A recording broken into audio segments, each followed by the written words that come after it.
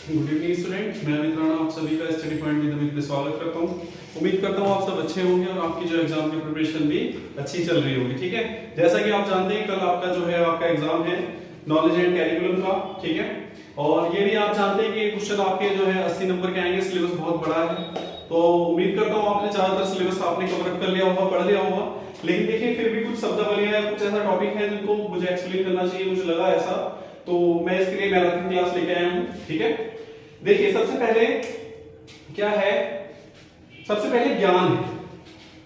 चलिए एक चीज और मैं बता देता हूं कि आप लोगों को शायद अभी ये नहीं पता, शायद मैंने क्लास में नहीं बताया होगा। आपको जो 80 नंबर में 3 लॉन्ग क्वेश्चन करने हैं, ये 3 लॉन्ग क्वेश्चन जो होंगे, 3 लॉन्ग क्वेश्चन आपके 15-15 नंबर के हैं। ठीक है, 5 शॉर्ट हैं। ठीक है, ये शॉर्ट आपके 7-7 नंबर के हैं। ठीक है, 7-7 नंबर के हैं। तो आपको एक लॉन्ग कम से कम 3 या 4 पेज का खड़ा लिखना है, मतलब 3 पेज खड़े।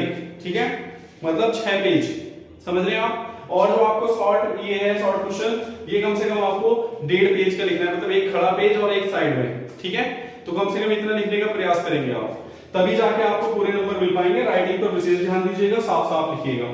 ठीक है, एक लॉन्ग क्वेश्चन को लिखने के लिए कम से कम 40 मिनट्स लगेंगे।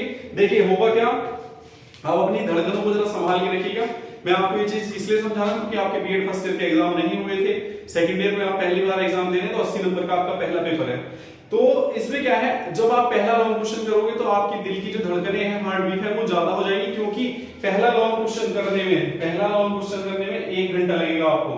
ठीक है, पहला लॉन्ग क्वेश्चन करने में आपको 1 घंटा लगेगा, और जब दूसरा लॉन्ग क्वेश्चन करोगे आप तो तब सोचोगे कि आप तो 2 ही घंटे बचे हैं, 2 लॉन्ग करने हैं और शॉर्ट भी करने हैं, है ना। ये दिमाग में आता ही आता है। तो उस समय क्या करेंगे आप, ये जो दूसरा वाला लॉन्ग क्वेश्चन करेंगे ये आप हाफ आवर में करेंगे, मतलब आधे घंटे में करेंगे। और जो तीसरा लॉन्ग क्वेश्चन होगा वो कब करेंगे, ये भी हाफ आवर में करेंगे। ठीक है, वैसे कोशिश हम यही करेंगे कि पहला भी आपका 40 मिनट में हो, दूसरा ही 40 में और तीसरा ही 40 में। लेकिन चूंकि आपको एक्सपीरियंस नहीं है अभी बड़े क्वेश्चन करने का ज्यादा, तो पहले उसमें 100% ये दिक्कत होगी ही होगी। ठीक है, अगले पेपर में नहीं होगी। तो इस तरह से आप घबराइएगा मत। पहले 1 घंटे में अगर 1 लॉन्ग क्वेश्चन होता है तो कोई बात नहीं, दूसरे घंटे में हम क्या करेंगे, 2 लॉन्ग क्वेश्चन करेंगे, और लास्ट के 1 घंटे में हम शॉर्ट करेंगे। ठीक है, चलिए अब देखते हैं, समझते हैं इन चीजों को जो मैंने आपको समझाने का प्रयास किया है। कुछ शब्दावलियां, कुछ टॉपिक हैं जिनको क्लियर कर लेते हैं। देखिए सबसे पहले क्या है, ज्ञान। सबसे पहले ज्ञान है। ज्ञान क्या है, ज्ञ धातु से बना है। ठीक है, ज्ञान शब्द जो बना है वो ज्ञ धातु से बना है, और जिसका अर्थ है जानना। ठीक है, जिसका अर्थ क्या है, जानना, या अंधकार से प्रकाश की ओर। ठीक है, या अज्ञानता से ज्ञानता की ओर। ठीक है, ये है।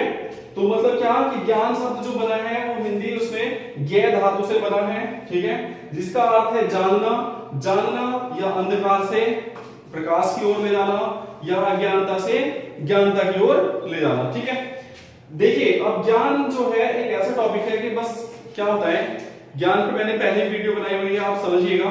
ज्ञान ऐसी एक विषय वस्तु, एक नॉलेज, मतलब एक सूचना, एक इंफॉर्मेशन, कुछ भी मान लीजिए आप, ऐसी है कि आपको ज्ञान जगह जगह से कहीं से भी हर कोई ज्ञान बांटता फिरता है आपके अनुसार या हमारे अनुसार, है ना। जो भी हमें कोई सीखने वाली चीज हो, जो भी कोई हमें सिखाने का प्रयास करे, तो वो एक ज्ञान बांटने वाला व्यक्ति होगा, है ना। तो ज्ञान ऐसा है कि कहीं से कभी भी कुछ भी बटोर लो। जैसे कि एक मूवी में कहा गया है कि ज्ञान की बरसात हो रही है, जितना बटोरना है बटोरो। शिक्षक हमेशा ज्ञान देते ही देते हैं, और समाज भी हमें ज्ञान देता है। ठीक है, तो ज्ञान चारों तरफ है, कहीं से भी जितना भी हम ले सकते हैं वो ले लेना चाहिए। ठीक है, इसके कहने का मीनिंग क्या है कि अलग अलग दर्शन के अनुसार ज्ञान की जो है ना परिभाषा बदल गई। ठीक है, मतलब किसी दर्शन में ज्ञान को कुछ बोला गया है, किसी दर्शन में ज्ञान को कुछ बोला गया है। ठीक है, दर्शनों के अनुसार ज्ञान की जो है डेफिनेशन अलग अलग दी गई है। जैसे देखिए प्लेटो ने कौन सा दर्शन दिया है, आदर्शवाद। तो आदर्शवाद में प्लेटो ने क्या कहा कि ईश्वर की भक्ति मतलब आध्यात्मिकता, ईश्वर की ईश्वर को जानना या या अपने आप को जानना ही क्या है? ज्ञान है। मतलब आत्मा परमात्मा के स्वरूप को जानना ही ज्ञान है। देखिए समझिए, मैं समझाने का प्रयास कर रहा हूं क्या कि ज्ञान जो है अलग अलग दर्शन में अलग अलग डिफाइन हुआ है। जैसे प्लेटो है सपोजिट, ठीक है, प्लेटो ने क्या बोला है? प्लेटो का जो दर्शन था कौन सा था? आदर्शवाद, ठीक है। आदर्शवाद में इन्होंने क्या कहा कि आत्मा परमात्मा,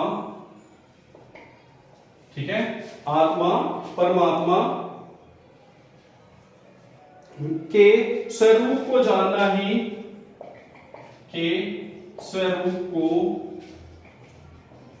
जानना ही ज्ञान है, ठीक है। प्लेटो ने ये कहा कि आत्मा परमात्मा के स्वरूप को जानना ही ज्ञान है। और आदि शंकराचार्य ने क्या कहा कि ब्रह्मा को सत्य जानना ज्ञान है और वस्तु जगत को सत्य मानना अज्ञानता है। समझ रहे हैं आप?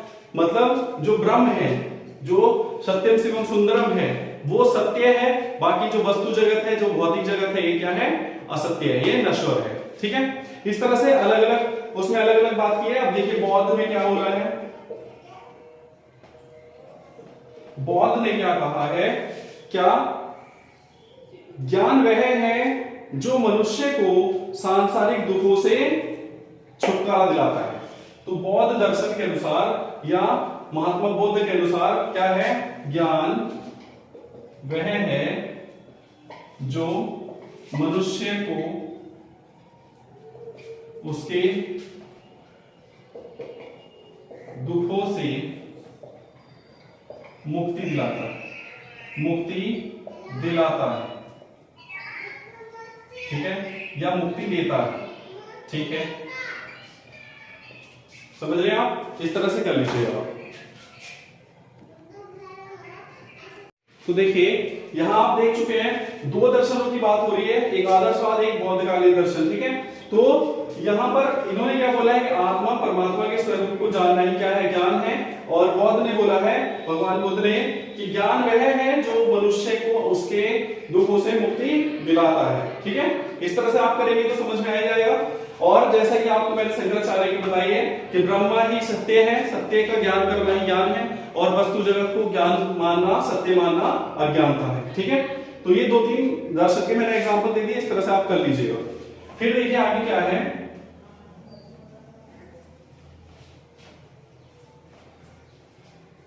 देखिए फिर क्या है? ज्ञान की प्रकृति या विशेषताएं। ज्ञान की प्रकृति या विशेषताएं, ठीक है। ज्ञान की प्रकृति या विशेषताएं। तो ज्ञान क्या है? ज्ञान एक शक्ति है, ज्ञान एक शक्ति है या ताकत है, ठीक है। देखिए ज्ञान शक्ति क्यों है? जो जिसको ज्ञान होता है, जिसको नॉलेज होती है, वो ज्ञानी कहलाता है, पावरफुल कहलाता है। क्यों? क्योंकि उसकी नॉलेज है, उसका जो बुद्धि का विकास हो चुका ज्ञान से, वो इतना हो चुका कि वो कहीं भी कभी भी कुछ भी कर सकता है, ठीक है। इस तरह से ज्ञान कभी भी समाप्त नहीं होता, ज्ञान कभी भी समाप्त नहीं होता, ठीक है। तो ज्ञान क्या है? कभी भी समाप्त नहीं होता। आपको पता है ज्ञान बांटने से जितना ज्यादा बांटेंगे, जितनी ज्यादा नॉलेज आप दूसरों को शेयर करेंगे, उतनी ज्यादा नॉलेज बढ़ती है, कंठस्थ होती है, सेव होती है। जितना ज्यादा आप ज्ञान को बांटोगे, ठीक है। ज्ञान नश्वर है, मुझे कोई ज्ञान है, मैं आप लोगों को बांट रहा हूं, आने वाली जनरेशन में आप जब टीचर बनेंगे तो आप उनको बांटेंगे, तो ज्ञान तो हमेशा चलता रहता है। तो ज्ञान कभी समाप्त नहीं होता, ठीक है। समझ रहे हैं आप? ठीक है। इसके बाद देखिए दूसरा पॉइंट क्या है? ज्ञान की पुष्टि की जा सकती है, ज्ञान की पुष्टि की जा सकती है। ज्ञान की पुष्टि से मतलब क्या होता है?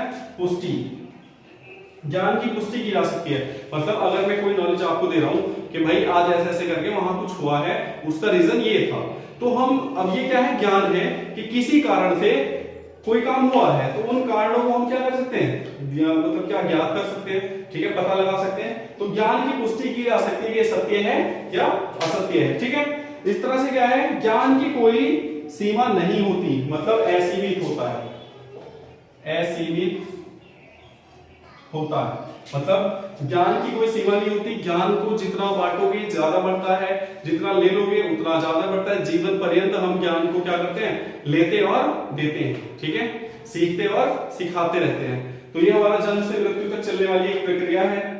ज्ञान क्या है, सुनिश्चित है। सुनिश्चित मतलब ज्ञान निश्चित है, ज्ञान हमेशा चलता ही रहता है, इधर उधर घूमता ही रहता है। तो ये निश्चित है, अनिश्चित नहीं है, जैसा कि समाप्त नहीं हो सकता, ठीक है। ये हो गए। अब फिर देखिए ज्ञान के पहलू। ये ज्ञान के पहलू क्या होता है, समझने का प्रयास कीजिएगा। ज्ञान के पहलू, ज्ञान के पहलू, ठीक है। ज्ञान के पहलू क्या है, ये ज्ञान दो प्रकार का बताया है इन्होंने, समझ रहे हो। एक विशिष्ट ज्ञान के पहलू, एक सामान्य ज्ञान, सामान्य ज्ञान के पहलू, ठीक है। अब विशिष्ट ज्ञान और सामान्य ज्ञान क्या होता है, देखो आप समझ रहे हो। सामान्य, सामान्य मतलब जो नॉर्मल, ठीक है, और विशिष्ट जो कुछ करने के बाद, कठिनता से खोजने के बाद जो चीजें हमें प्राप्त होती है वो क्या होती है, विशिष्ट होती है, स्पेशल होती है, स्पेशल और जनरल, ठीक है।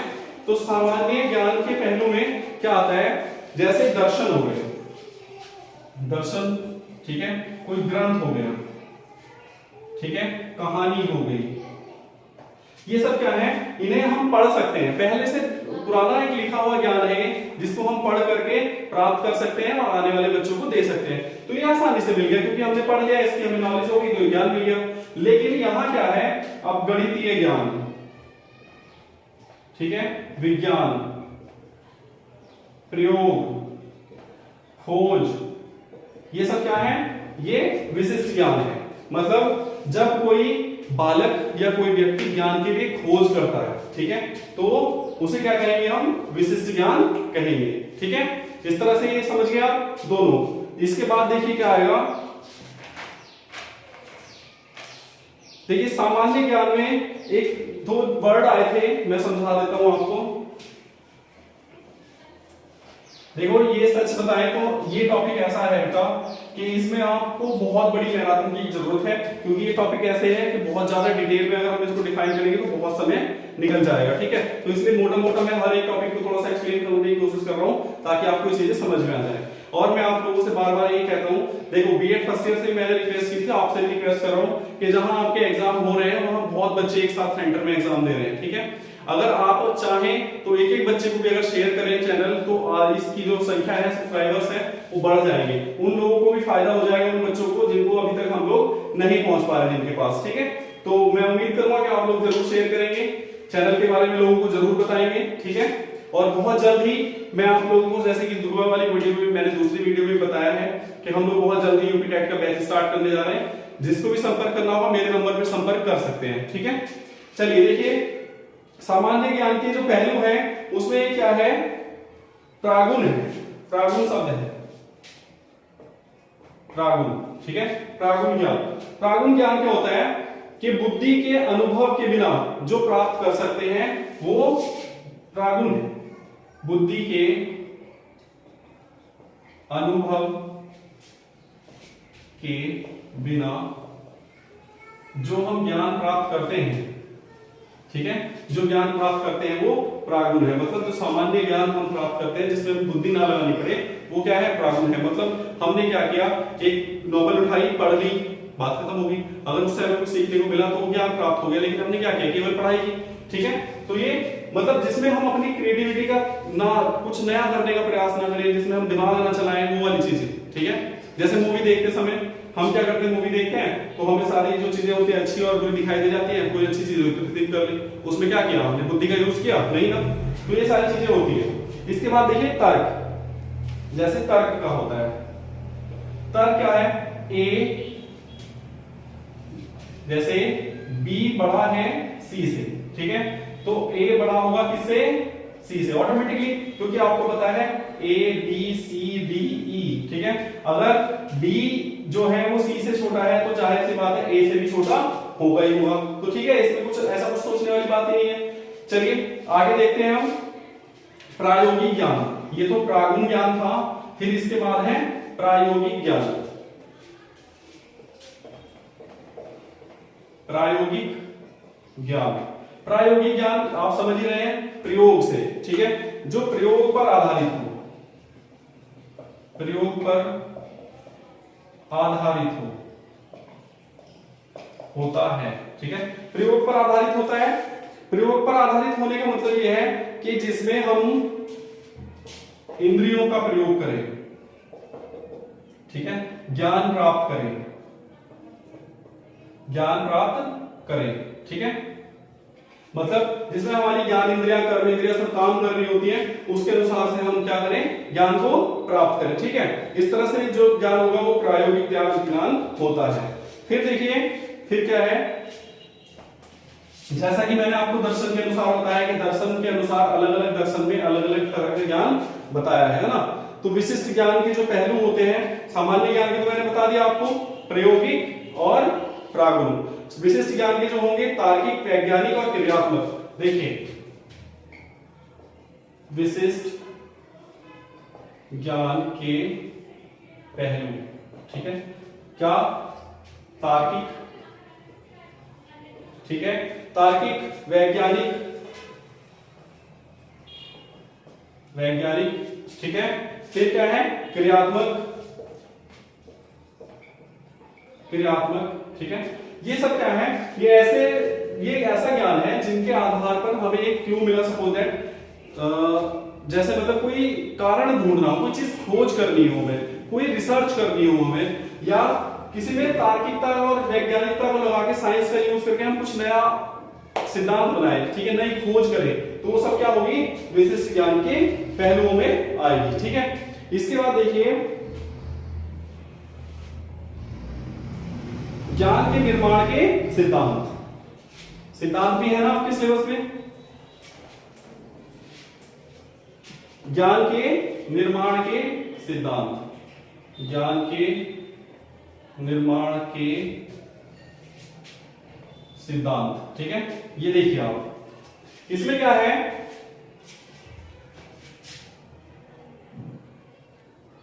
देखिए इसमें क्या है, ज्ञान के निर्माण के सिद्धांत में क्या क्या आएगा, सबसे पहले अनुभववादी सिद्धांत, ठीक है। इसके बाद क्या होगा, संवेद विवेकपूर्ण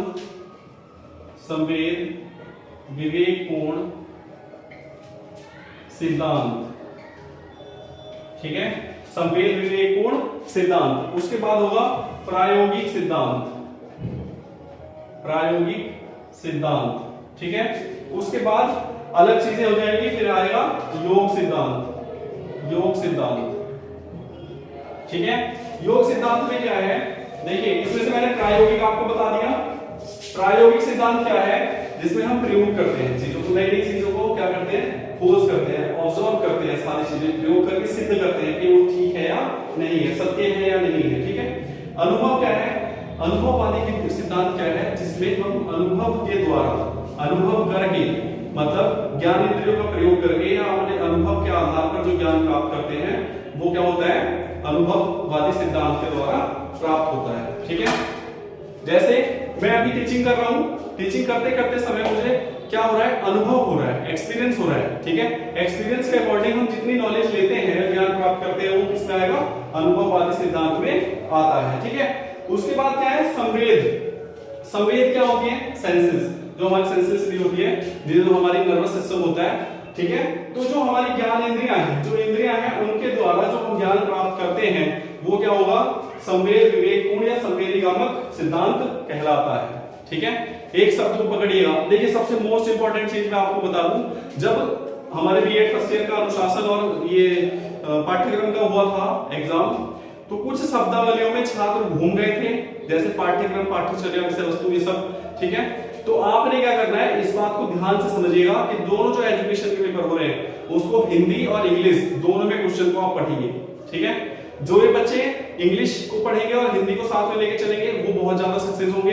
अगर जो बच्चे हिंदी हिंदी पढ़ेंगे और क्वेश्चन को इंग्लिश में नहीं लिखेंगे वो कंफ्यूज हो जाएंगे कि पूछ क्या रहा है और हमें बताना क्या है। ठीक है, पिछले वाले पेपर में यही हुआ था बीएड फर्स्ट ईयर में, क्या कि क्वेश्चन उनको आते थे लेकिन शब्दावली में वो घूम गए। एजुकेशन की शब्दावली कठिन होती है बच्चे, कभी कभी हम भी घूम जाते हैं। तो आपको हिंदी और इंग्लिश में क्वेश्चन को पढ़ना है तो आप अच्छे से ज्यादा समझ पाएंगे। ठीक है, फिर क्या है प्रयोगात्मक। ठीक है, प्रायोगिक मैंने बताई थी आपको। योग सिद्धांत क्या है, देखो योग ऐसा है कि हमारे शरीर और मस्तिष्क दोनों को जोड़ने का, स्वस्थ रखने का एक साधन है। योग के द्वारा भी हम बहुत ज्यादा ज्ञान प्राप्त कर सकते हैं। ठीक है, देखिए फिर क्या है हमारा ज्ञान प्राप्त करने की आधुनिक विधियां या साधन। ठीक है, ज्ञान प्राप्त करने की ज्ञान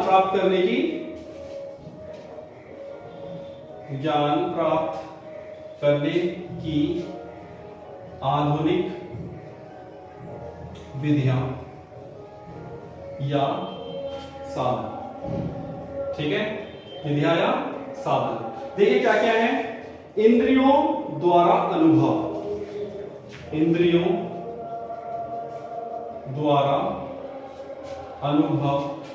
ठीक है, दूसरा क्या है स्वानुभव। ठीक है, स्वानुभव। तीसरा क्या है क्रियाशीलता द्वारा, क्रियाशीलता द्वारा, क्रियाशीलता द्वारा। ठीक है, फिर क्या है हमारा आगमन और निगमन, आगमन निगमन। ठीक है, समस्या समाधान, समस्या समाधान। ठीक है, ये सब क्या है ज्ञान प्राप्त करने के आधुनिक विधियां हैं या क्या है सिद्धांत है या साधन है। देखिए क्या है कि जो हम इंद्रियों के द्वारा अनुभव करते हैं, मैंने आपको बताया कि इंद्रियों द्वारा जो हम सीखते हैं, देखते हैं, सुनते हैं, ठीक है, ऑब्जर्व करते हैं दिमाग से या छूकर किसी चीज का ज्ञान प्राप्त करते हैं। ये ठोस है, ये बोर्ड ठोस है, कैसे पता चला छूकर। ठीक है, तो हमारी जो इंद्रियां हैं वो इनको टच कर रही है। ठीक है, फिर क्या है स्वानुभव। स्वानुभव मतलब हमने क्या किया, ऐसा वातावरण तैयार किया एक शिक्षक ने जो छात्रों को खुद अनुभव करने का क्या करता है प्रयास करता है। जैसे हम कक्षा में छात्रों से प्रोजेक्ट बनवाते हैं। ठीक है, तो जो हम प्रोजेक्ट कार्य देते हैं तो छात्रों को हम टॉपिक बता देते हैं, ये बता देते हैं कि ऐसे ऐसे करके बनाना।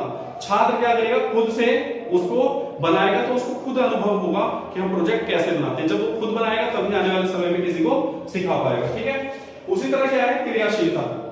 क्रियाशीलता मतलब करके सीखने का सिद्धांत या साधन। देखिए सपोज दैट हमें गेम खेलना है, ठीक है, मान लीजिए क्रिकेट खेलना है, क्रिकेट का ज्ञान लेना है, तो क्रिकेट को हम खेल कर ही अनुभव कर सकते हैं, खेल कर ही ज्ञान को हम सीख सकते हैं।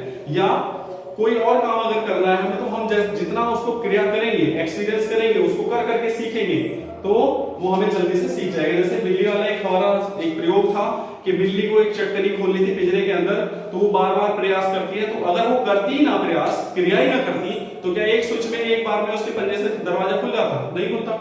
ठीक है, तो उस तरह से। फिर क्या है आगमन और निगमन। देखो आगमन और निगमन का शॉर्टकट में बता देता हूं। आगमन और निगमन ये हमारी शिक्षण विधियां भी है। ठीक है, इसमें से गमन को काट दो, इसमें से गमन को काट दो, बचेगा क्या आ और नी।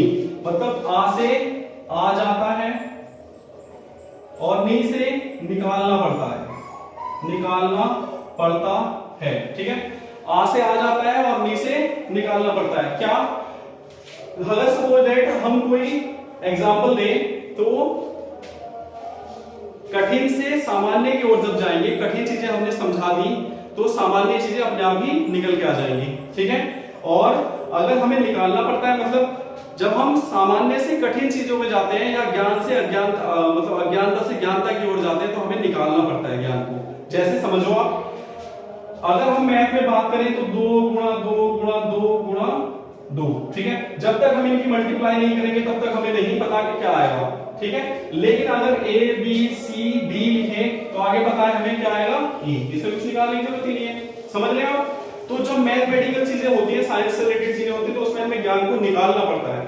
और जब हमारी थ्योरी होती है, कोई रटने या कुछ आसान चीजें होती है, तो उसमें ज्ञान अपने आप से निकल जाता है। ठीक है, इस तरह समझ गए? तो ये दोनों हो गई। फिर है हमारा समस्या समाधान। देखिए जब छात्रों को समस्या नहीं होगी तो शिक्षक समाधान कैसे करेगा? तो तो छात्रों को समस्या होगी, समाधान होगा। कौन करेगा? शिक्षक। जब शिक्षक उन समस्या का समाधान करेगा तो छात्र भी उससे ज्ञान प्राप्त करेगा और शिक्षक भी ज्ञान प्राप्त करेगा। तो ज्ञान प्राप्त करने की जो विधियां है या साधन है और भी बहुत सारे आप खुद से यूज कर सकते हो। ठीक है, सूक्ष्म से व्यापक की ओर, ठीक है, ज्ञानता से अज्ञानता की ओर, ये सब ले जाकर अज्ञानता से ज्ञानता की ओर, कठिन से सरल की ओर, सरल से कठिन की ओर, इस तरह से आप यूज कर सकते हो इसमें बना के। ठीक है, खुद से लिखाना अगर ऐसा कुछ होगा तो। ठीक है, फिर आगे देखिए अब क्या है, ज्ञान के प्रकार। ठीक है, उम्मीद करता हूं चीजें आपको समझ में आ रही होंगी। देखिए सब कुछ बच्चे हमारे ऐसे हैं जो कहते हैं सर आपकी स्पीड बहुत ज्यादा है, समझ रहे हो। कुछ बच्चे ऐसे हैं जो ये कहते हैं कि सर आपकी स्पीड बहुत ज्यादा है पढ़ाने की। तो देखिए मैं उन बच्चों को कह देता हूं कि जो टीचर क्या करते हैं, धीरे से पढ़ाते हैं या आराम से पढ़ाते हैं। तो जो छात्र हमें ये कहते हैं कि सर आपकी स्पीड बहुत ज्यादा है, देखिए अगर एक शिक्षक सुस्त रूप से धीरे धीरे पढ़ाने का प्रयास करे या आपके साथ टाइम पास करने का प्रयास करे तो आपको भी सुस्ती आने लगेगी। ठीक है, आप भी लेजी हो जाओगे, कहीं ना कहीं दिमाग रेस्ट की ओर भागेगा। लेकिन आपको देखना, कभी आप लोग बाइक जो बंदे चलाते हैं, हमारे दोस्त चलाते हैं या लड़कियां स्कूटी चलाती हैं, तो जब हम तेज चलाते हैं तो पूरा ध्यान हमारा वहीं केंद्रित होता है क्योंकि हमें पता है गाड़ी तेज चल रही है। ठीक है, अगर एक बार नजरें हटी तो दुर्घटना घटी, वह वाला काम हो जाता है। तो और जब हम धीरे चल रहे होते हैं तो बड़े मस्त मौला हुए चल रहे होते हैं। ठीक है, टेंशन फ्री हो जाते हैं। तो मतलब कहने का ये, जब चीजें स्पीडली होती है तो हमारी कंसंट्रेशन पावर जो है, कंसंट्रेट करने की जो पावर है, ध्यान को केंद्रित करने की पावर है, वो पूरी तरह वही काम करती है। लेकिन जब हम लेजी तरह से काम करते हैं तो हमारा जो कंसंट्रेशन पावर है वो कम हो जाती है, हम इधर उधर ध्यान दौड़ाने लगते हैं दिमाग को ना। अगर हमने देखा है, हम भी खुद पढ़े हैं यूट्यूब से, स्किप कर करके भगा के जल्दी से जब लेक्चर फालतू के देते हैं टीचर्स या फिर धीरे धीरे पढ़ाने का प्रयास करते, तो हम क्या करते थे, स्पीड को बढ़ा लेते थे ऊपर से। आपके YouTube में एक ऑप्शन आता है ऐसे स्पीड को। ठीक है, आप मेरी स्पीड को कम करना चाहते हैं तो कर सकते हैं आराम से। तो हम क्या करते थे, स्पीड को बढ़ा के देखते थे ताकि जल्दी जल्दी चीजें, वही कंसंट्रेशन पावर हमारी बनी रहे। ठीक है, तो ये फायदा होता है तेज पढ़ाने का और तेज पढ़ने का। आपका दिमाग भी इस समय से चल रहा होगा जैसे बस फटाफट ट्रेन भागी जा रही है, अगर कुछ भी मिस कर दे तो छूट जाएगा, है कि नहीं। चलिए पॉइंट पे आते हैं। फिर क्या है हमारा, जैसा कि मैंने बताया शिक्षण विधियां वहां यूज कर सकते हैं। ठीक है, अब देखिए ज्ञान के प्रकार। ज्ञान के प्रकार, ठीक है, ये देखिए 3 प्रकार का होता है, एक आगमनात्मक, एक प्रयोगमूलक और एक प्रागमन। ठीक है, एक होता है क्या, आगमनात्मक, ठीक है, एक होता है प्रयोगमूलक, ठीक है, एक होता है प्रागमन, प्रागनुभव। ठीक है, प्रागनुभव। ठीक है, ज्ञान, सबके आगे ज्ञान लगा लीजिए। ठीक है, ये ज्ञान जो होता है कैसे होता है, देखिए मैंने अभी समझाया आपको। आगमनात्मक मतलब आगमन आ रहा है, शॉर्टकट में समझ लीजिए। आगमन मतलब जो चीजें हमें नॉर्मली, अभी मेरा दोस्त आया वो ज्ञान देने लगे, अरे आज रात में ऐसे, कल एक हमें क्या दिया था, एक बादल में, आसमान में हमें एक ऐसे ट्रेन जैसी चलती हुई दिखाई दी थी। ठीक है, मुझे पता है भैया, मैंने भी देखी थी, 2-3 बार दिख रही है। तो वो हमें क्या दे रहा है, अचानक से ज्ञान दे रहा है, फ्री में मिल रहा है। ठीक है, तो ये आगमनात्मक हो जाता है। प्रयोगमूलक क्या है, प्रयोगमूलक क्या है कि हमें पता है कि आकाश में आजकल कोई ट्रेन से दिखाई देती है, लाइट जलती हुई। तो हमने क्या किया, गूगल पे रिसर्च किया, उस पर सर्च किया और उसके बारे में जानने का प्रयास किया। तो ये क्या होगा, प्रयोगमूलक होगा। हमने प्रयोग करके क्या किया, उसको जानने का प्रयास किया। अब प्रागनुभव मैंने आपको समझा रखा, अनुभव के द्वारा जो ज्ञान प्राप्त होता है वो हमें प्रागनुभव ज्ञान कहलाता है। ठीक है, इसके बाद देखेंगे जवाबदेही। एक क्वेश्चन है, ये यहां से एक पॉइंट है ऐसा जहां से क्वेश्चन बनने के पूरे चांस हैं। ठीक है, जवाबदेही मैंने सुबह की उसमें भी इसको एक्सप्लेन किया था। जवाबदेही, जवाबदेही क्या होता है, देखिए जब हम कोई क्रिया करते हैं, काम करते हैं, ठीक है, तो इसका जो लेखा जोखा होता है, हमें लेखा जोखा समझते हो, लेखा जोखा मतलब किसी काम की रिपोर्ट तैयार करना। ठीक है, कोई काम हमने, कोई प्रोजेक्ट तैयार किया, उसकी रिपोर्ट जब हम तैयार करते हैं तो वो लेखा जोखा होता है। तो वो किसको दिया जाता है, हमारे सीनियर्स को दिया जाता है, समझ रहे हो। तो यही होती है जवाबदेही। जब किसी काम का लेखा जोखा हम किसी को सौंपते हैं, किसी को देते हैं, वही हमारी क्या होती है, जवाबदेही होती है। तो इसमें आपकी देखिए शिक्षक की जवाबदेही और बालक की जवाबदेही पर ज्यादा बल दिया है। तो सबसे पहले हम शिक्षक की देख लेते हैं। ठीक है, शिक्षक किस किस को जवाबदेही देता है सॉरी, अपने आप को, ठीक है, समाज को, ठीक है, और समाज को, अधिकारियों को,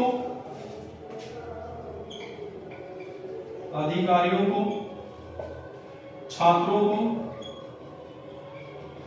ठीक है। तो शिक्षक किस किस को देखे, किस किस को जवाबदेही देगा, सबसे पहले तो अपने आप को। क्यों? क्योंकि जब तक हम अपने आप में संतुष्ट नहीं होंगे तब तक हम किसी को नहीं सिखा सकते, कुछ नई चीजें नहीं बता सकते, शिक्षण कार्य नहीं कर सकते। तो सबसे पहले हमें अपने आप को ही जवाब देना पड़ता है। जैसे मैं आपको क्लास ले रहा हूं, अभी सब्जेक्ट आपको क्लास ले रहा हूं, और क्लास लेने के बाद या क्लास लेने से पहले मेरे दिमाग में एक क्वेश्चन आएगा कि क्या मैं सही कर रहा हूं, क्या मैं सही सिखा रहा हूं। तो सबसे पहले तो अपने आप को ही जवाब दें कि हाँ मैंने ठीक किया है, छात्रों को समय बर्बाद होने से बचाया है, कुछ ऐसे टॉपिक समझाए हैं जो इसी तरीके से उनको समझ में नहीं आ रहे थे, अब आने लगे हैं। ठीक है, तो ये अपने आप की जवाबदेही होगी। फिर होते हैं समाज को। देखिए समाज का निर्माता कौन होता है, शिक्षक। समाज का निर्माण कहाँ हो रहा होता है, विद्यालय में। तो समाज को हम जवाबदेही, जैसे किसी बालक के पेरेंट्स आए सपोज दैट, और वो अपने बच्चे के प्रति हमसे पूछेंगे कि सर हमारे बच्चे का क्या है, कैसी रिपोर्ट है उसकी, कितना प्रोग्रेस कर रहा है, वो क्या सीख रहा है, कितना सीख रहा है, अपनी ही बताएंगे। तो वो जवाबदेही बनती है हमारी, है ना। समाज में हम क्या शिक्षा देते हैं, हम क्या फैलाते हैं, तो वो शिक्षक के ऊपर डिपेंड होता है। तो ये भी एक समाज को जवाबदेही होती है। उसके बाद क्या है, अधिकारियों को। अभी शिक्षक का प्रधानाचार्य है, सीनियर है, ठीक है। तो प्रधानाचार्य को, प्रिंसिपल साहब को शिक्षक रिपोर्ट देगा कि सर मैंने जो मेरा सिलेबस है वो 3 महीने में 1/3 कर लिया है, 6 महीने में हाफ कर लिया है, और बाकी के 6 महीने में हम फुल सिलेबस खत्म करके एग्जाम कराएंगे। ठीक है, तो ये जवाबदेही होगी। अब बीएसए साहब आ जाए अचानक से, वो भी क्वेश्चन पूछेंगे, उनको भी जवाबदेही देनी पड़ेगी कि हमने किस मेथड से, कौन सी विधियां हम अच्छी यूज कर रहे हैं, कौन से नए प्रयोग यूज कर रहे हैं, छात्रों की संख्या बढ़ाने के लिए हम क्या कर रहे हैं, तो वो भी जवाबदेही होती है। फिर छात्रों को सबसे पहले जवाबदेही चाहिए। छात्रों की कोई समस्या आएगी, क्वेश्चन पूछेगा, तो उसको जवाब दो, तो जवाब देना पड़ता है। ठीक है, तो शिक्षक की जवाबदेही ये सब बनती है। तो ये क्वेश्चन आ गया तो आप कर लोगे, उम्मीद करता हूं समझ गए होंगे। ठीक है, चलिए आगे देखिए।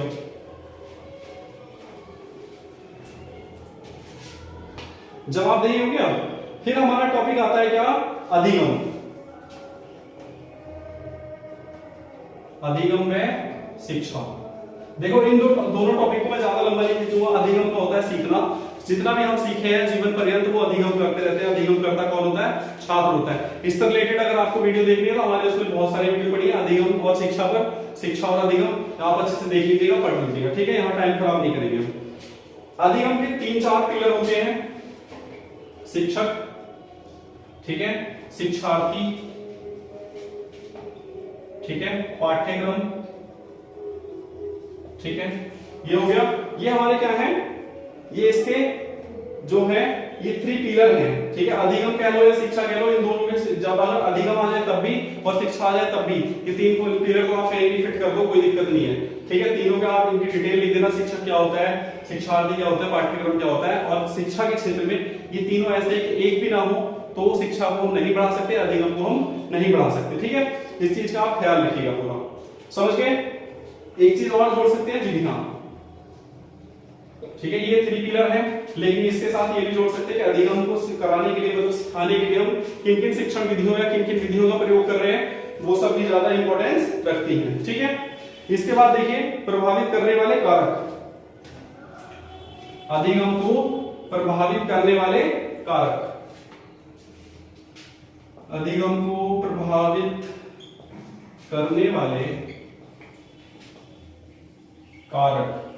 अधिगम को प्रभावित करने वाले कारक कौन कौन से हो सकते हैं? देखिए सबसे पहले तो विषय वस्तु, वातावरण, ठीक है, विधियां,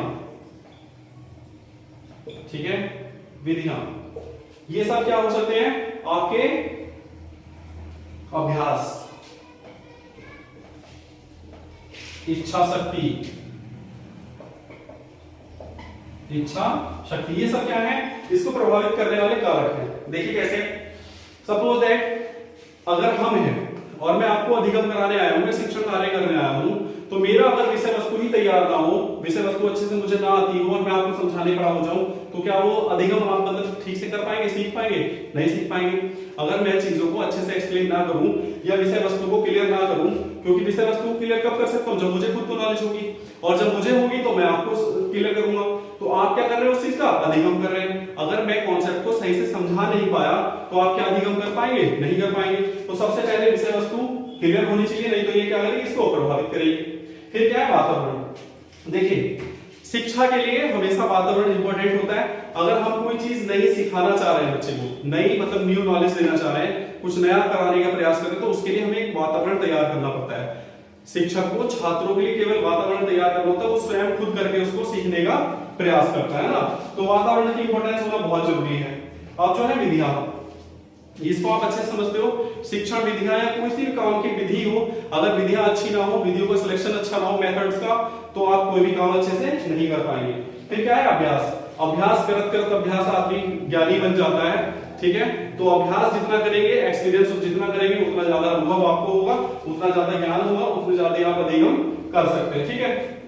और ये सबसे अच्छी, सबसे मेन टॉपिक इच्छा शक्ति। देखिए, अगर आपका पढ़ने का मन नहीं है, कुछ सीखने का मन नहीं है, किसी भी व्यक्ति को ले लीजिए आप, सपोज दैट कोई काम कोई सीख रहा है कोई बच्चा अपने सीनियर से, ठीक है। तो अगर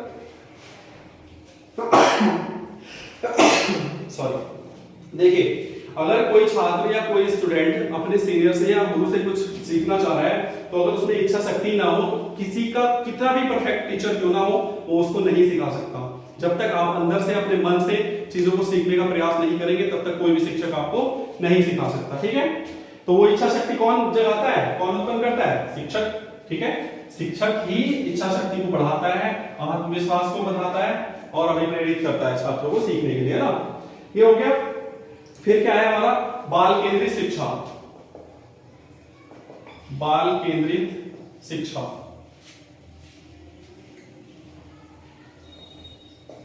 बाल केंद्रित शिक्षा। तो बाल केंद्रित जो शिक्षा होगी, इसको आप देखो, इसको मुझे समझाने की जरूरत नहीं है, आप तो बड़े मतलब सेकंड ईयर के स्टूडेंट हैं। जो भी बालकों के प्रति बालकों की इच्छा के अनुसार काम होगा, वो बाल केंद्रित शिक्षा होगी। जैसे कि आज के समय में हम केवल बाल केंद्रित शिक्षा पर ध्यान देते हैं। एक समय था जब आदर्शवाद और मतलब प्राचीन कालीन शिक्षा या गुरुकुलीय प्रणाली थी, तो उसमें शिक्षक केंद्रित शिक्षा थी। लेकिन आज के समय में केवल बाल केंद्रित है। बालकों के अनुसार ही सिलेबस बनाया गया है, बालकों के अनुसार ही पाठ्यक्रम बनाया गया है, बालकों के अनुसार ही शिक्षण विधियां बनाई गई है, ठीक है। तो सब कुछ बाल केंद्रित है। तो इसको आप बना के खुद से लिख लीजिएगा, ठीक है। फिर देखिए, फिर आते हैं हमारे कौन थिंकर्स, जैसे रूसो, डीवी, गांधी जी, ठीक है। इस तरह से कई सारे दिए हुए हैं। तो आप क्या करेंगे, इन सबको देखो, आपने पढ़ रखा हो, जाहिर सी बात है, मैं अब एक्सप्लेन करूंगा एक एक करके तो ज्यादा दिक्कत हो जाएगी। उनके क्या है, आप मेन मेन टॉपिक नोट कर लीजिएगा, बाकी आप खुद उनको बना के लिख सकते हैं। जैसे रूसो है, ठीक है। तो रूसो क्या है? रूसो ने कौन सा दर्शन दिया है? प्रकृतिवाद। पहली बात ये पता होना चाहिए आपको, ठीक है। रूसो ने क्या दिया है? प्रकृतिवाद दिया है। जन्म कब हुआ था? 1712 में, ठीक है। 1712 में हुआ था। और कहां हुआ था? जेनेवा में, ठीक है। रूसो का जन्म जो कहां हुआ था? 1712 में हुआ था, जेनेवा में हुआ था। जब इनका जन्म हुआ तो जन्म के कुछ समय बाद ही इनकी माताजी का देहांत हो गया था, जिस कारण से इनको सही से लालन पालन या कह लीजिए देख रेख या एक अच्छा जो बच्चे के लिए माँ का प्यार होता है वो उनको नहीं मिल पाया था। इसीलिए थोड़ा समाज से डिस्टर्ब रहते हैं, समाज की चीजें इनको बिल्कुल पसंद नहीं आती। शिक्षा का इन्होंने बिल्कुल जो किताब या पुस्तक के ज्ञान है उसका बिल्कुल विरोध किया है। ज्यादातर ये घुमक्कड़ टाइप के थे, कभी इधर कभी उधर। तो घुमक्कड़ प्रवृत्ति के होने के कारण इनको जो है प्रकृति से बहुत ज्यादा प्यार हो गया था, ठीक है। तो इन्होंने केवल अपने प्रकृतिवाद में, अपने दर्शन में केवल यही बताया कि भैया जो भी है वो प्रकृति है, प्रकृति ही बालक को उत्पन्न करती है, प्रकृति ही बालक को ज्ञान देती है और प्रकृति ही बालक को समाप्त कर देती है, ठीक है। तो मतलब जहां से जो आया है वो प्रकृति में ही आया, प्रकृति से ही उत्पन्न हुआ है। इन्होंने क्या कहा है कि एक छात्र या कोई बालक अगर जलते हुए दिए को छूना चाहता है, ठीक है, जलती हुई मोमबत्ती को छूना चाहता है, तो उसको छूने दो। जब उसका हाथ अग्नि से जल जाएगा तो वो खुद सीख जाएगा कि आग को छूने से या जलती हुई चीज को छूने से हमारा हाथ जल जाता है। या कोई बालक अगर पेड़ पे चढ़ रहा है तो उसको चढ़ने दो, जब वो गिरेगा तो खुद सीख जाएगा कि हमें पेड़ पे नहीं चढ़ना चाहिए। इस प्रवृत्ति की इनकी सोच होने के कारण इनको कई बार देश निकाला किया गया है, समाज से निष्कासित कर दिया गया था, भगा दिया गया था, तो ये दूसरी जगह चले गए। क्यों? क्योंकि इनकी जो सोच थी वो ऐसे थी कि बालक को फ्री छोड़ दो। अब बालक के नेगेटिव रोल भी हुए, मान लीजिए कोई अगर मोमबत्ती दिया ना हो, तेज आग लग रही हो, ठीक है, और कोई बालक जाकर कूद जाए, दोस्त को हम पकड़ेंगे नहीं क्या? तो इस तरह से समाज ने इनकी सोच को, इनके विचारों को क्या किया था, विरोध किया था, तो इसलिए निष्कासित हो गए थे। लेकिन इन्होंने क्या किया, बहुत सारी इन्होंने क्या बुक लिखी थी, ठीक है। तो सबसे ज्यादा इनकी जो एक बुक है एमिल, ठीक है, ये बहुत फेमस हुई है, एमिल, AMI, ठीक है, इस तरह से बनेगा एमिल। तो एमिल जो बुक है इसमें क्या है, इन्होंने एक छात्र को, एक बालक को, एक मतलब एक दिमाग में एक इमेज बना ली थी एक छात्र की, एक बालक की, जिसके ऊपर ये बुक लिखी है इन्होंने, ठीक है। इनका कहना यह है कि बालक के ऊपर पुस्तकीय ज्ञान थोप दो, समाज के बनाए हुए नियमों को थोप दो, मतलब थोपना मतलब उनको ऊपर सिखाओ उनको जबरदस्ती, ठीक है। तो ये सारी चीजें जब इनको बालक को सिखाते थे, इन्होंने सोचा कि ये सब बेकार है, बालक को फ्री छोड़ दो, स्वतंत्र छोड़ दो। ये तो हो गया इनका दर्शन। इसके बाद अनुशासन आएगा, विद्यालय आएगा, शिक्षक आएगा, ये पाठ्यक्रम आएगा। तो ये सब चीजें मतलब कैसे है, रूसो के अनुसार अनुशासन क्या था, तो इन्होंने किसको माना है, स्वतंत्रतात्मक अनुशासन को माना है। दंड का इन्होंने विरोध किया है बहुत बुरी तरह से, पुस्तकीय शिक्षा का विरोध किया है, ठीक है। स्त्री के लिए इन्होंने बहुत अलग चीज किया है। निषेधात्मक शिक्षा से क्वेश्चन आ सकता है, पूछेगा निषेधात्मक शिक्षा क्या है। निषेधात्मक शिक्षा मतलब जो इन्होंने पुरानी शिक्षा प्रणाली चल रही है उसका बिल्कुल निषेध किया। निषेध मतलब मना करना। तो इन्होंने जो पुरानी शिक्षा प्रणाली थी इनके अनुसार वो बेकार थी, इन्होंने उसको नहीं माना है। जैसे शिक्षा प्रणाली में किताबी पुस्तकीय ज्ञान, ठीक है, नियमों का ज्ञान, बच्चे को बांध के रखने का ज्ञान, ठीक है, दंडात्मक अनुशासन, इन सब का विरोध करके इन्होंने क्या किया था, निषेधात्मक शिक्षा दी थी। एक और चीज इनसे जुड़ी हुई है क्या, स्त्री शिक्षा। स्त्री शिक्षा को इन्होंने देखिए, स्त्री शिक्षा का इन्होंने ज्यादातर विरोध किया है। इन्होंने बोला है कि स्त्रियों को केवल सिलाई कढ़ाई, ठीक है, गाना संगीत ये सब और सेवा करना, ठीक है, परिवार को बनाना, फैमिली को बनाना, रोटी बनाना, खाना बनाना, ये सब क्या है, ये स्त्री के इनके अनुसार काम थे। तो सबसे ज्यादा जो है स्त्री शिक्षा पर इनसे क्वेश्चन बन जाता है, यहां से भी आ सकता है, ठीक है। तो ये हो गए। अब जॉन डीवी और गांधी जी, अम्बेडकर जी, ये सब आप देख लीजिएगा, आपने पढ़ रखा होगा, इनको ज्यादा मैं एक्सप्लेन नहीं कर रहा हूं, तरीका बता दिया मैंने किस तरह से तैयार होता है, ठीक है। अब देखिए आगे टॉपिक क्या है।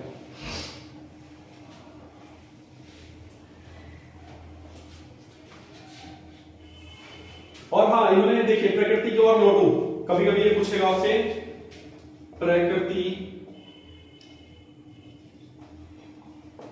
की ओर लौटो, ये इन्होंने क्या दिया था, रूसो ने नारा दिया था, ठीक है। तो जहां भी प्रकृति नजर आएगी उसको आप बिल्कुल ये सोचिएगा कि रूसो आ गया बस, ठीक है। कभी कभी ये हो जाता है, प्रकृति की ओर लौटो से संक्षेप में विवरण कीजिए, ठीक है, या इनके दर्शन को समझाइए, या इसकी जो प्रवृत्ति थी वो क्या थी, प्रकृति थी क्या थी, क्या महत्व था, इस तरह से। अगर आपको एक शब्द मिल जाए प्रकृति, ठीक है, या रूसो, तो हम वहां प्रकृतिवाद का ही जिक्र करेंगे, ठीक है।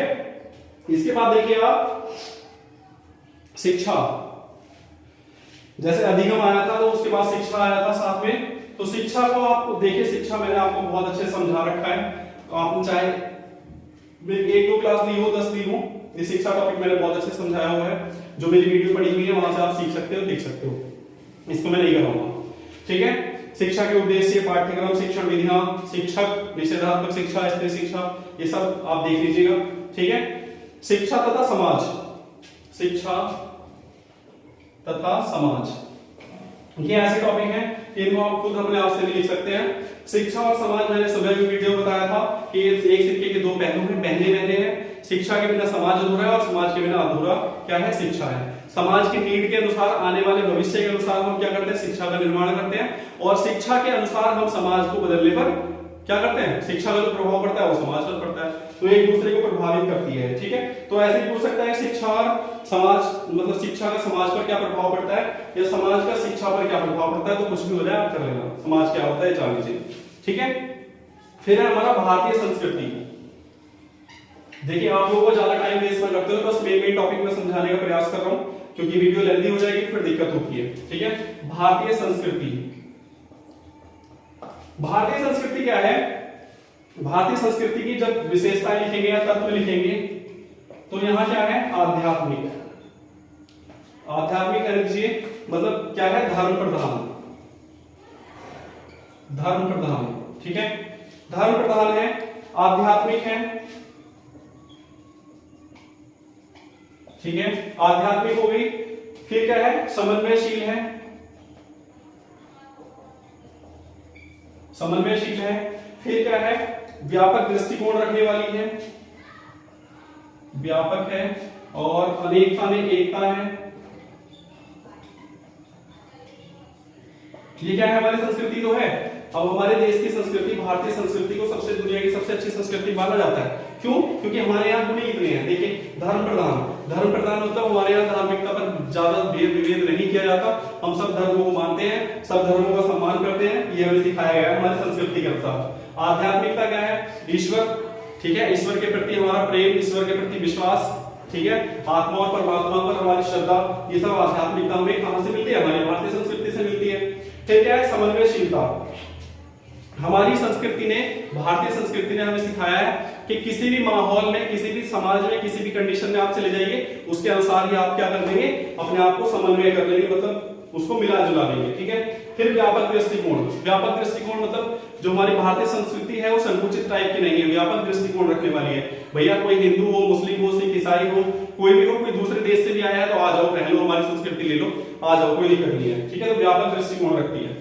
फिर क्या है, अनेकता में एकता। जैसा कि मैंने बताया कि अनेक धर्मों वाले या अनेक तरह के लोगों में एकता होना। देखिए हमारे समाज में क्या है, हमारे देश में अनेक तरह के, अनेक प्रकार के लोग रहते हैं, लेकिन जब जरूरत होती तो एक हो जाते हैं। जैसे कोई हमारे यहाँ कोई राष्ट्रीय पर्व हो, ठीक है, 15 अगस्त, 26 जनवरी, ये सब हम कितने मन से मनाते हैं, अच्छे से मनाते हैं। किसी राजनेता या किसी का बर्थडे मनाना हो तो तब हम क्या दिखाते हैं, अनेकता में एकता दिखाते हैं, ठीक है। कोई ऐसा केस हो जाए या कोई ऐसा कोई सामाजिकता में ऐसा कोई गलत हो जाए तो हम क्या करते हैं, सब एकजुट होकर खड़े हो जाते हैं जब समस्या होती है ना। तो ये अनेकता में एकता हो गया। फिर क्या है,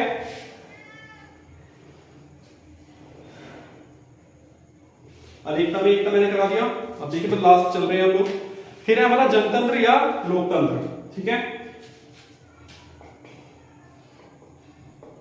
जनतंत्र अथवा लोकतंत्र, ठीक है। तो जो अमेरिका के पूर्व राष्ट्रपति थे, कौन थे, अब्राहम लिंकन, अब्राहम लिंकन। इन्होंने क्या कहा है, क्या बोला है कि जनता के द्वारा, जनता द्वारा जनता के लिए शासन, ठीक है। जनतंत्र क्या है, जनता द्वारा जनता के लिए शासन, ठीक है।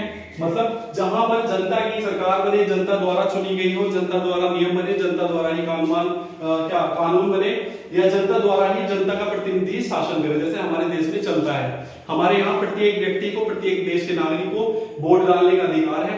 जिस सदस्य को, जिस हम व्यक्तित्व को चुनते हैं, जिस पर्सनैलिटी को, वही जाके हमारा राजनेता बनता है, और उन नेताओं से ही हमारे मुख्यमंत्री और प्रधानमंत्री और राष्ट्रपति चुने जाते हैं, ठीक है। तो ये क्या है, हमारा सब जनतंत्र है, लोकतंत्र है, इसको आप समझते होंगे। ये कई प्रकार का होता है, राजनीतिक हो जाएगा, आर्थिक हो जाएगा, सामाजिक हो जाएगा, ठीक है। अरस्तु ने बोला है कि जनतंत्र जनता की सरकार है, ठीक है, इसको ध्यान रखिए। अरस्तु ने क्या बोला है, जनतंत्र जनता की सरकार है, ठीक है। किसने बोला है, अरस्तु ने बोला है। तो इस तरह आप समझिएगा, राजनीतिक जनतंत्र अलग होता है, आर्थिक जनतंत्र अलग होता है, सामाजिक जनतंत्र अलग होता है, ठीक है। ये हो गया। इसके बाद देखिए, इसके बाद टॉपिक है समाजवाद। समाजवाद को आप आराम से लिख देंगे, समाज से मिलकर समाजवाद बनाया, समाज समाज समाज की बात होगी, ठीक है, इसको कर लीजिएगा। फिर हमारी राष्ट्रीय एकता, राष्ट्रीय एकता मैंने आपको बताई दी है अभी, ठीक है। राष्ट्रीय एकता में क्या है, अनेकता में एकता का जो भाव हम प्रकट करेंगे तो वही राष्ट्रीय एकता हमारी हो जाएगी। धर्मनिरपेक्षता मतलब हम किसी धर्म का विरोध नहीं करते, सब धर्म को मानते हैं, हमारे यहाँ धार्मिक एकता है, इसको मानेंगे। बहुसंस्कृति, हर संस्कृति का हम क्या करते हैं, स्वागत करते हैं। वेस्टर्न संस्कृति, हमारी भारतीय संस्कृति या और भी हमारी मुस्लिम संस्कृति है, उन सबका क्या है यहाँ समावेश है, तो बहुसंस्कृति होगी, ठीक है। उसके बाद क्या है हमारा पाठ्यक्रम या पाठ्यचर्या, इसको आप अच्छे से देख लीजिएगा, वीडियो बनाई हुई है, पढ़ लीजिएगा, मैं इसको नहीं समझाऊंगा, ठीक है। एक चीज है एनसीएफ,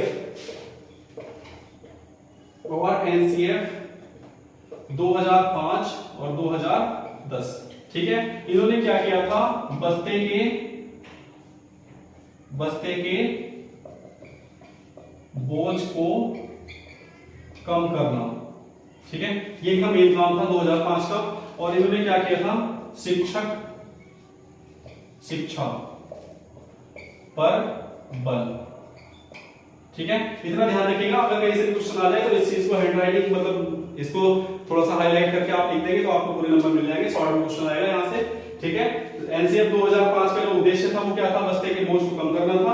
और एनसीएफ 2010 का जो हमारा उद्देश्य था वो था शिक्षा पर बल, मतलब जो शिक्षक प्रशिक्षण कार्य होता है उस पर बल देना।